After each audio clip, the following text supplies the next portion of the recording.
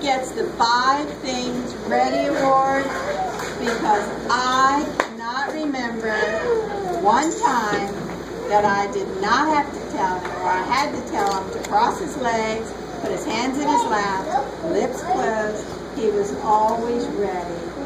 Always ready. So he gets the 5 Things Ready Award. He wants to live at the beach, and don't get upset, Mom. No, he wants to visit the beach, he wants to live far away, and he wants to throw away trash to make the world a more beautiful place. Stop! You don't want to be a kindergartner again, do you? Come on.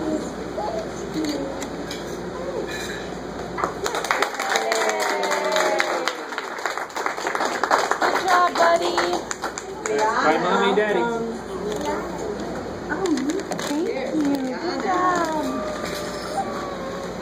Liana is getting the Patterns Award.